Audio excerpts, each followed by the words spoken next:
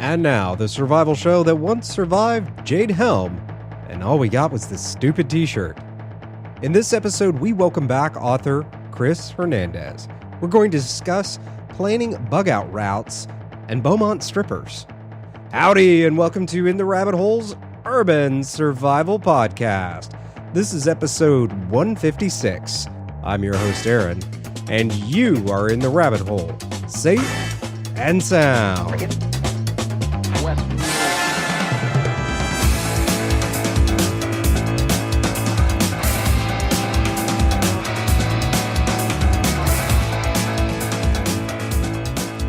Before we get to our interview with Chris, a few quick announcements. First, we will now be resuming our normal schedule. Guys, I'm really sorry for having to take off the last few weeks, but it was a major moment and chapter in my life that needed to happen. And if you don't take care of the things that are truly most important to you in your life, well, then you really have to readdress your priorities. And for me, my first priority, of course, is my family, or taking those steps as kind of the case is to starting that family. So anyway, we're back, and we should not be taking off any more time until about April. And I will, of course, give y'all a heads up about that when that happens. But anyway, we're moved in and mostly out of boxes. It's a long and painful process, moving as a prepper, that is. And I'll probably spend some time a bit more on this in next week's episode, which will be a long overdue Farmate update, which a lot of people have been asking for. Second thing is a note about this interview. Chris and I recorded this a while back, and Chris's connection was pretty bad, and it took some real time and real work to clean this up.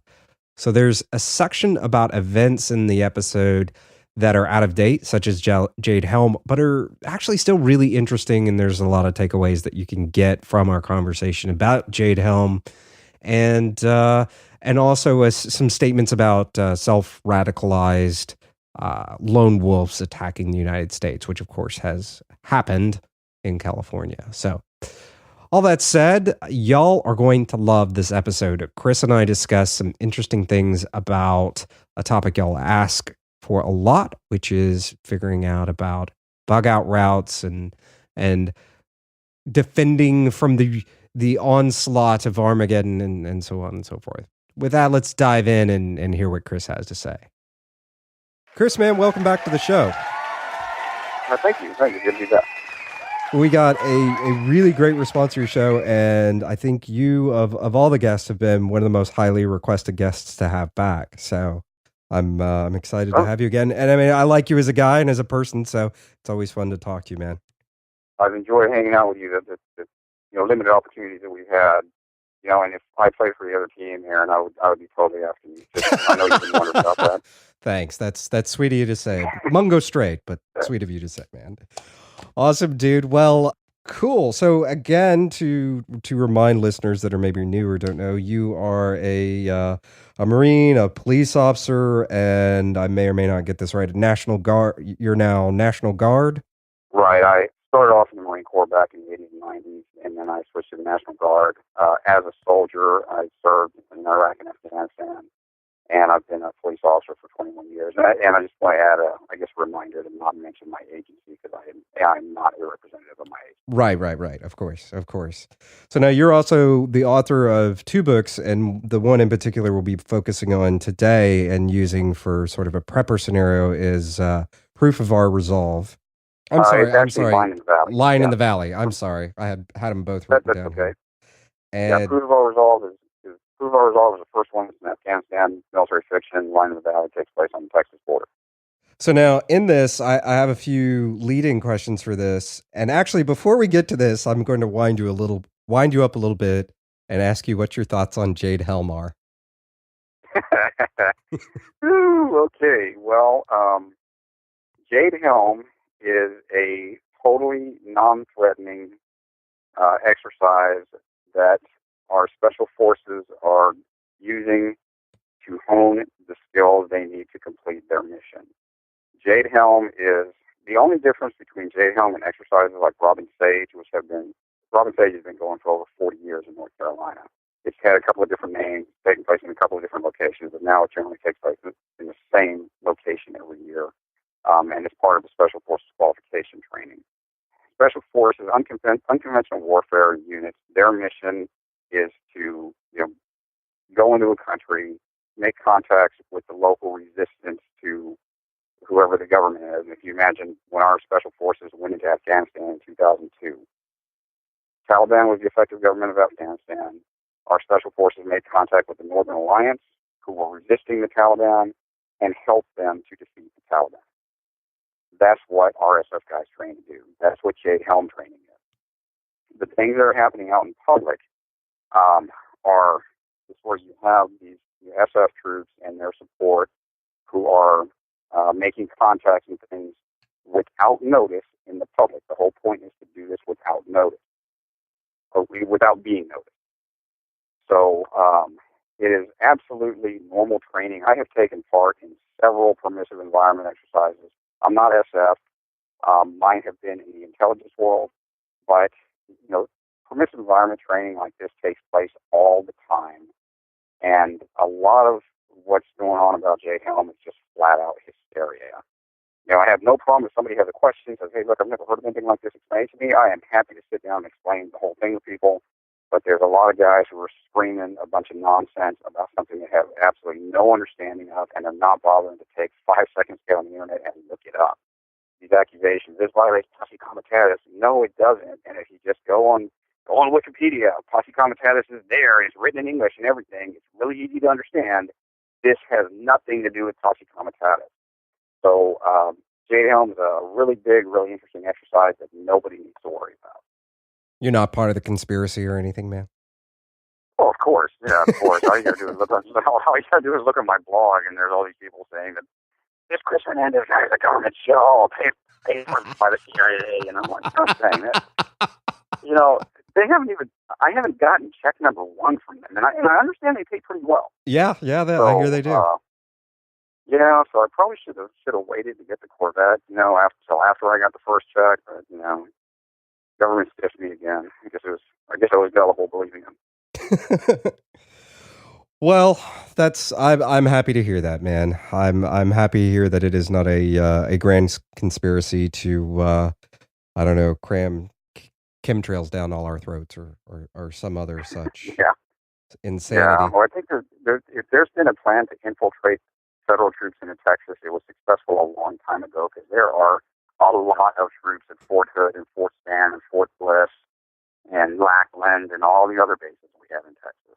Yeah, and it's interesting because no one is mentioning things like Operation Garden Plot and things like that.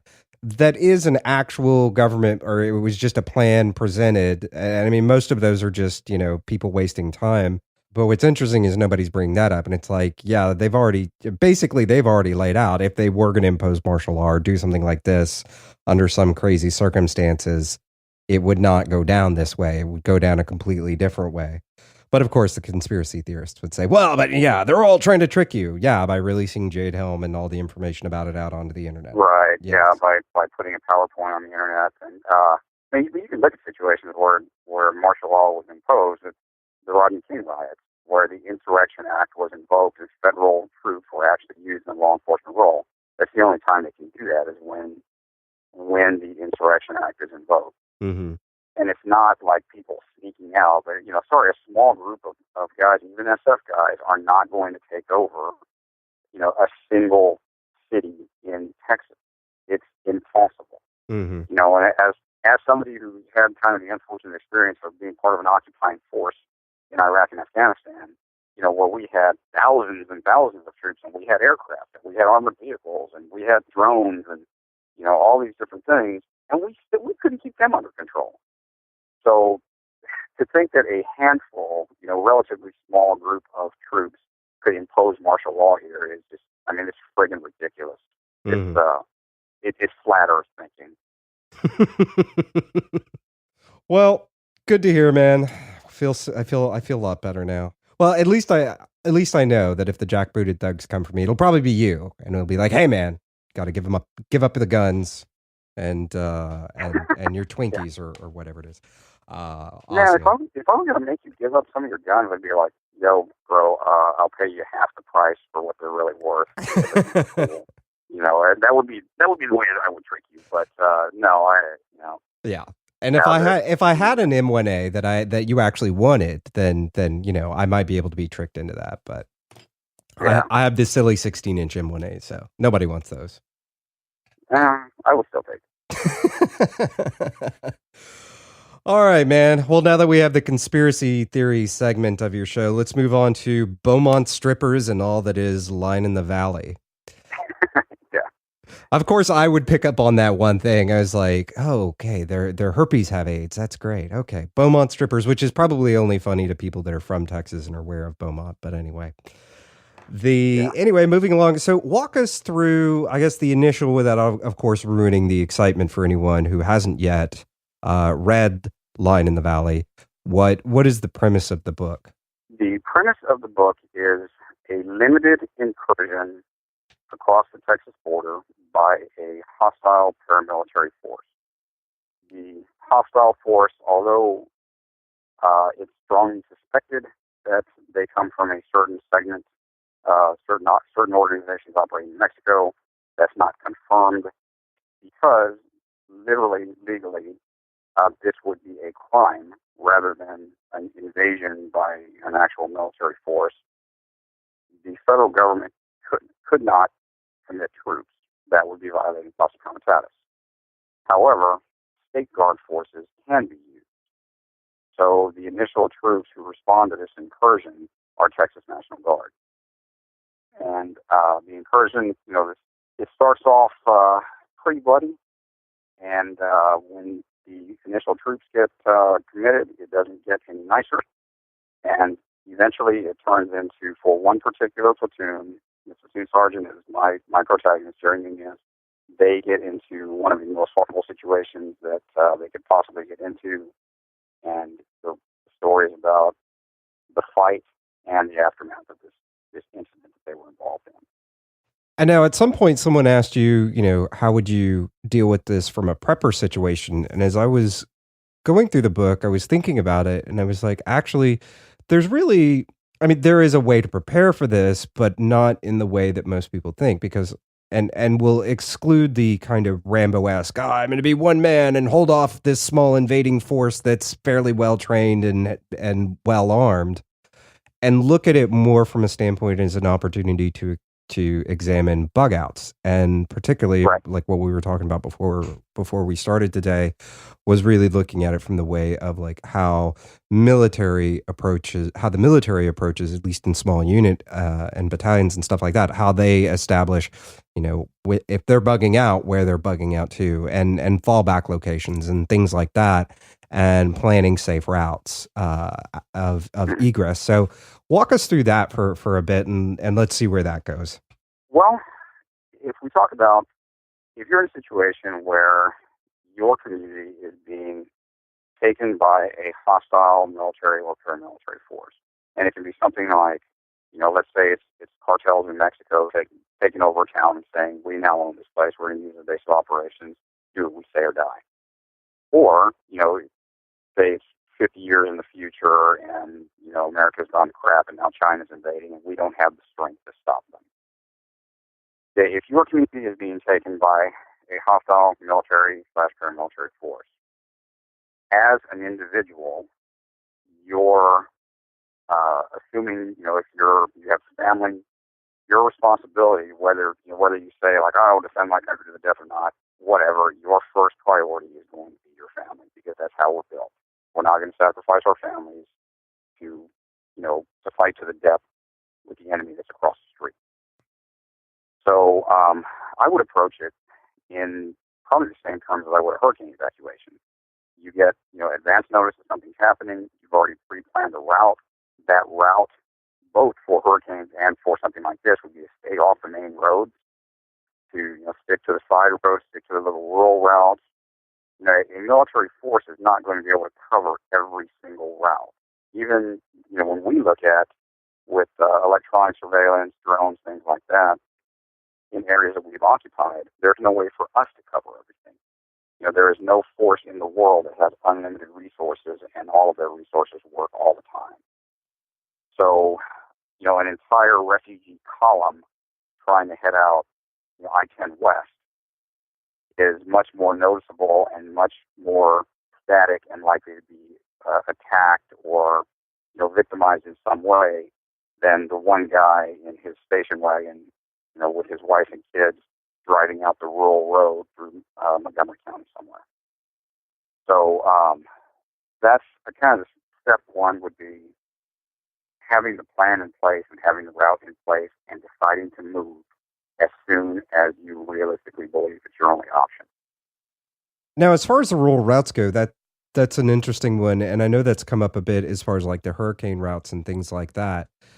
And I've always wondered about that because I've always basically bugged in for hurricanes. I've never been one of the people that gets out on the roads. So I've always been curious, like what happens to those rural routes, like how, and perhaps as somebody from law enforcement, you can speak to that too. Is like did those rural routes end up flooding, or does nobody thinks to get on those and they just all end up on the highway? Right. It's everyone winds up on the highway is what happens. It's not that the routes flood because the people are not evacuating during the hurricane; they're evacuating before. Right. Of course, then afterwards, and sometimes afterwards, yes, the roads are flooded and people are stuck anyway, unless they've got certain kinds of vehicles. But what happened in the case of Hurricane Katrina, and then Rita was the one that hit Houston right afterwards. The highways leading out of Houston were a nightmare. There were, of course, cars breaking down, running out of gas, just a gigantic crush of people on the highways. It brought traffic to a standstill. I was actually in Iraq at the time, and I called home when my wife had told me, I'm going to drive over. I'm going to drive to San Antonio, stay with family over there. And I said, okay, cool. I'll check on you. I called home from Iraq. My wife answered the phone, and they had been in the car for 10 hours and had moved something like 5 miles. Mm-hmm. And, she was starting to freak out. The kids were all, drenched in sweat in the back seat. She's worried about running out of gas. And I told her, turn around and go back home. And I had to kind of, get forceful because she was really starting to freak. And I had to, it was kind of embarrassing because I was there in this, called an NWR Center, Morale, Welfare, and Recreation Center in Iraq. And there's a little section with a bunch of phones, and everyone can pretty much hear everyone else. And I was almost yelling, "Turn around and go back home! Turn around and go back home!" And I had to break her out of that little panic attack that she was starting to get into. Mm. And and the whole issue, it wasn't the weather. I mean, the hurricane was nowhere near yet. It was just the mad rush to get out by a bunch of people who hadn't prepared. So she went back home and she just wrote it out. But the issue with the rural routes is just that's what everybody goes to the main route. Everyone thinks this is what we would call a high-speed avenue of approach in the military. In this case, it would be a high-speed avenue of escape. And that's what everyone is naturally drawn to. And because of that, it's, traffic jam city. So if you plan out rural routes that, if they're not affected in a hurricane situation, they're not affected by weather, in an occupation or an invasion situation, think about it this way. If you are the enemy commander and you're wanting to gain control of a local population, especially in a big, like, say, a city, are you going to worry about the cars that are leaving in ones and twos out on country roads where no one's at? Or are you going to worry about the tens of thousands of cars trying to get out I-10? Yeah, no, that's an excellent point. Yeah, as far as bugging out goes, stay off the main road. What kind of procedures do you run through when you're working through fallback locations and things like that, and also even just disseminating them? Because I'm assuming when you go into a situation, often you have, even in units and stuff, you have fallback locations. Like, okay, if something happens, we're going to all, fall back and meet here. And as far as disseminating and coordinating, like if this happens, we go here. If this happens, we go here. How do y'all deal with that? Well, it really depends on, it depends on the mission, it depends on the size of the unit. But basically, like for a small unit, and let's say for a prepper situation, I would not think you would get more than a handful of people who you would be able to operate with in some kind of a disaster situation. Right. So I'm not a prepper. I haven't done a lot of thinking about this, but my gut reaction is that you would probably have no more than, say, a group of 10. Or does that sound about right to you? Yeah, that actually even sounds a little big, but that sounds about right in most instances. Okay, so I can give you an example of, say, like a unit that is roughly 10 men, like, say, squad size, 2 fire teams, around that size. If they're patrolling somewhere or they're moving somewhere on foot, as they're moving periodically, the patrol leader will designate what I guess we're referring to fallback positions here. In an infantry squad, they will be called a rally point. Mm-hmm. So as they're moving periodically, every whatever is kilometer or so, whatever the patrol leader designates, he will notify everyone in the squad, this is the rally point. This, and it keeps laying new ones. Well, if there is some reason for, like, the squad gets ambushed, they have to fall back. They fall back to that rally point. So, and that way there's no confusion when you guys aren't running away going, oh my God, I don't know where to go. They know that, okay, less than a kilometer back, the patrol leader designated, this farmhouse as a rally point. So if you had, and I guess there's, I would have to clarify, like, exactly what the purpose of what you're talking about for a fallback position. If you're talking about a fallback position to fight from, that's different. If you're talking about a place just to gather, like a place to, I'm taking off out of my neighborhood because the enemy's coming in, I'm going to an established rally point that I know is safer, and that's where I'm going to, take stock of my supplies, figure out, what the next step is. That's a rally point. If you're talking about they're attacking the house and I've got to go back to somewhere where I can fight from, that's, like a secondary fighting position. Yeah. It's a little different. No, more along the lines of a rally point. Okay, so yeah, if you as an individual taking care of your family at that rally point, I know that from my house, or, my bug house route is going north through Montgomery County. I'm going to set rally points on this route. That, if I can't make it the entire way to my destination, I can stop at, such and such place. I know that there's a safe, secluded area that I can pull up, sleep in the car for a night, and figure out what the next step is from there. You could preset those. What we would do in the military, what we call leaders recon. So say that you have decided this is the best route, staying away from main roads, to get from where I live to, Waco. So you can drive the route, and as you're driving the route, pick out those spots. Where do you think would be a good rally point that, someplace that you think would be safe enough for you to hold up temporarily as you're trying to get to your safe destination. That makes perfect sense. So, do y'all usually just, when y'all are doing it, are they written, or is it just given? Is it like okay, if this happens, we're going to rally here. If this happens, we're going to rally over here instead, or is it more formal than that? Well, it's very formal in the military. Ideally, it's very formal. Ideally, for every mission, there's an operations order, and the operations order has 5 paragraphs. Each one of those 5 paragraphs has subsections, and every point, the idea is for every operational consideration to be addressed by the operations order. Then there's the kind of what happens a lot in real life is there's just falling back on principles. Like when you're in combat, you don't necessarily have an operations order for what's going on right then. Something is totally unexpected, and now we're falling back on the basics of security, communication, fire superiority. And this is sort of one of those things that you could make a very formal plan with the understanding of plans almost always go to shit. Mm-hmm. Because in the military we say the enemy gets a vote, or if it's a hurricane, the hurricane makes, something happens you didn't expect. There's no way to prepare for everything. But you could make it a formal plan, but then you also have to be able to adjust on the fly. So, say you have your formal plan. This is how I'm going to get to Waco. This is the route. This is how long it should take me. This is how much fuel I need. And then as you're driving that route, you run across a tree that's blocking the road. And, it's a rural route. It's not like an easy way around it. So you've got to back all the way to the next intersection and then figure out, okay, now what route am I going to take?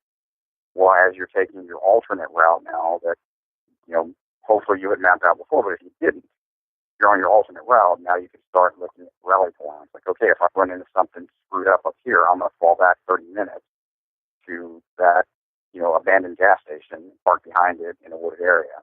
You have to be able to set these things on the fly, to apply the principles on the fly. That makes sense. Yeah, and you have to keep in mind, this is all just, I'm telling you my gut feelings, because like I said, I'm not a prepper, so I haven't planned out all this stuff, and every time we have, there's a bad weather threat, I throw together a bag and get ready. We have to go somewhere, we're probably not going to have a hurricane that bad that'll destroy houses where I live. Yeah. But, if we have to go to someone else's house, I got what we need. But I have not mapped out, like, well, how would I escape from here to get to Waco because there's a hostile force coming? Right. I probably will now, because it's an interesting question. Mm-hmm. But, so I'm just telling you my gut feelings, what's coming to my head based on my experience. Yeah, no, and I mean, that makes perfect sense. And I mean, that was what I was hoping to draw on in the conversation, was your experience, both as a very creative guy, since you are an author, but also as someone with as much military experience as you have. I would say for a situation where you are trying to escape from a hostile force that you can't resist, your choices are escape, and if you choose, you get your family to safety and then be part of an organized resistance, or we would probably jokingly call it a dip mission, which is die in place. If it's a Red Dawn situation, it would be really cool and heroic to, make a stand and fight them to the death as they're coming in. However, may not be feasible, and probably a much better thing to do is bail out, get to safety, and then come back attacking on your terms versus theirs. Mm-hmm. So now, circling back to your book, you didn't make the National Guard look too good in the book. Well, the way I feel about writing is, if I'm not writing honest stuff, it's really not worth reading. Mm-hmm. So, here's the deal. I have been in the National Guard now for coming up on 20 years. Next year's 20 years. And I am immensely proud of my service in the Guard. I'm very proud of the soldiers I've served with. But I understand we're the National Guard. We are not the regular military. We're not the professionals. We're the guys who do it part-time, so we're the second string. And, for me to claim, like, we're just as good as the regular Army. No, we're not. We don't have the training that the regular Army has. So, so I wanted to make sure that it was clear in the book that you're dealing with people who do this part-time. They're not as good as they should be. We're never as good as we should be in the Guard at what we're doing. Not to say we don't have some fantastic units, because we do. But when you only train 1 weekend a month, 2 weeks during the summer, you're only going to be so proficient. Now, I also took pretty much every leadership mistake I've ever seen happen in the military, plus my own mistakes, and added them in. And I put a whole lot of them into one particular character, and you probably know which one it is. Mm-hmm. And I also, I've had this question a few times, and one Vietnam veteran that I have a lot of respect for, he talked about, like, well, hey, I don't think the National Guard I don't think this unit would have screwed this up this bad. And I told him about a situation we had in training where it was just going to be a bunch of people in my unit getting driver's training. And we were supposed to watch some PowerPoint presentations about driving, and then we're going to go drive. It was supposed to start at like 8 in the morning. Well, at 9:30, we're still waiting for it to start. I'm asking around, what's going on? Nobody knows anything. I finally find people start asking questions. And then here comes these 3 low-ranked soldiers walking into the classroom with the materials we need. And so I say, hey, are you all the instructors? And they stop and look at me, like kind of deer in the headlights. And one of them says, ish. And I said, okay, what's going on? What do you mean, ish? Well, they just told me I'm going to be an instructor because I used to be a truck driver. And then it turns out, like, okay, well, you've got the materials. What about the keys to the vehicles that we're going to drive? Oh, well, those are all, the keys are back at the armory, and we're at this other place, like 45 minutes away. But all right, so do we have a vehicle to go and get the keys? Well, we do have the vehicle here, but the keys to that vehicle are also back at the armory. Oh God. And so, and it was just this comedy of errors. And, and I kind of took some of my soldiers aside and said, okay, look at this. Look how bad this simple class got screwed up. And right now, nobody is trying to kill us. There is no threat. There is no stress. And all these mistakes are being made. What happens when you add lethal, life and death stress and all the confusion that comes along with being in combat? Do we think things are going to go more smoothly or less? That's kind of where I was going with it, is, when you have a lack of organization and a lack of a plan and preparedness and mindset, it happens. People go on missions that way. I've seen it happen in Iraq. People go on missions that way, and everything's fine as long as nothing goes wrong. But when something goes wrong, everything goes to shit.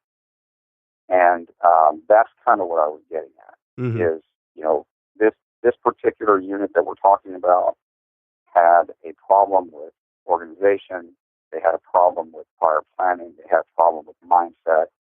And, and there's a line in the book. The plan will work great as long as nothing went wrong. Mm-hmm. I did really enjoy that line. Yeah, well, that's one of the things, as a senior NCO in the Army, that's one of the things that I have tried to impress upon my soldiers is, look, we are not training for the mission where everything goes right and we all come home. We're training for the mission where everything goes wrong. And, I had I'm not sure whether to call it bad fortune, but I had the occasion to be involved in a mission where everything went wrong, where the lead troops were ambushed, and we knew they were going to get ambushed, but they were ambushed and their movement was stopped. They took numerous casualties in the first couple of minutes of the fight. The promised support did not show up the way it was supposed to. All of the whole plan, everything that was supposed to happen just fell apart. And I was out there. I wasn't with the lead troops. I got to the lead troops after they were ambushed. And the frustration of that experience, I don't know that I can convey, especially when they called it off and backed us out. Mm-hmm. It was, it was extremely like, oh my God, what are we doing this for? But I was kind of going along those lines of, we are trying to prepare for when everything goes wrong. And I gave a situation where everything went wrong. And you see how they handled it versus other National Guard troops. Because not all the Guard troops in that book act the same way. They don't all perform at the same level. But I think you can see the difference between those who have some preparedness and some of the right mindset versus the ones who absolutely don't. Yeah, and I think that's a great lesson for preppers in general. Preparing for things for your preps and for your gear and for your own skills and everything else and everything that you think is going to go right to actually break down. Because I think a lot of people do, and I know I did this at one point too, was really think through like, oh yeah, I'm going to have all this stuff and everything's going to be perfect. And, and the reality is most of the time everything goes to shit when you're in shitty situations. It's like, we've all been in those situations, big and small, where it's like, if it can go wrong, it does go wrong. And often to a really bad outcome. So, I think that's an important lesson there from that. So to back up for a second, and this may be a strange question, and I think a lot of people actually don't even understand what the purpose of the Guard is and why it's different from regular Army and stuff like that. So walk us through that for just a second, because I think that, and a lot of people always worry about, oh my God, they're going to, impose martial law with the National Guard and things like this. So what is their real purpose? What is their mission? What do they do? The real purpose of the National Guard, it is the state's military force. So you've got the regular Army that answers to the president. The National Guard, literally, the National Guard does not take orders from the president unless the unit has been federalized, has been called up on federal orders. But there are things that we don't want the military doing, the regular military doing, in out in our communities. We don't want them enforcing laws. We don't want them showing up and telling people what to do. Our military we're servants of the public. Okay, so obviously because of going back to our revolutionary roots and our founding fathers being very wary of government overreach, of government tyranny, they specifically tried to make the army. They didn't want a standing army. Period. Mm-hmm. Okay, so they were, from the very beginning, they were trying to limit the power of a federal military force. Well, later on, kind of as the world changed and we realized, well, we kind of have to have a standing army. We also had the militias. The states maintained their militias. Local communities maintained their own militias, and eventually, those, I guess you could say, those were the forefathers of the state National Guard. So it's kind of like a symbiotic relationship. The National Guard, we train through the regular army. So if somebody joins the National Guard, they go to regular army basic training. They go to regular army individual training for their jobs. They train on regular army equipment. Throughout their career, they will probably train with regular army troops. But we do not answer to the federal government unless we've been mobilized. We answer to the government. So, we can be used for anything from going and fighting a war, like, hundreds of thousands of National Guard troops now have served in the war on terror. I think actually it's probably over 1 million now. Oh, wow. Maybe I'm wrong. But it's hundreds of thousands. But we've served in war, plus we do disaster response, plus we do, like in Louisiana after Hurricane Katrina, you had the National Guardsmen driving around in police cars enforcing the law under a state mandate. So we have the mission and the capability to do those things by law, whereas the federal government, the federal military, regular military, absolutely cannot. That makes sense. So going back to the book exactly, and the setting and the National Guard's involvement and everything that you have like that going on, what was your inspiration for this book? Because it's a pretty graphic book. I was actually really surprised. I mean, pleasantly surprised, because I enjoy dark things. I admit I'm not a stable human being in that sense. So it was a pretty graphic book. It was a lot of fun. Well, it's as far as what inspired it, I kind of just looked at some of the different things happening in the world, and actually I wrote it pre-ISIS. But just looking at like Al-Qaeda, different Al-Qaeda affiliates, the things that they would do to subjugate a population. And now you look at ISIS, the things they do, they're a fantastic example of an organization that's just completely ruthless and willing to do anything to establish their control. In Mexico, you have cartels who have started adopting tactics of jihadists. We have videotaped decapitations now from cartels. We also had, at least several years back, we had a subgroup of one of the cartels that named themselves Los Talibanos. So, the Taliban. Mm-hmm. So what I did was I took kind of this evolution in tactics, this willingness to do whatever it takes to get their way, and I put that on the Texas border. And basically, I just moved it across a few miles across the border. And looking at, different things like certain manipulations of, media manipulations, propaganda, things that the insurgents in Iraq and mainly in Iraq, not so much in Afghanistan, but what insurgents were able to do sometimes trying to gain the moral high ground, trying to, convince the local population that, we're justified in these horrible things we're doing.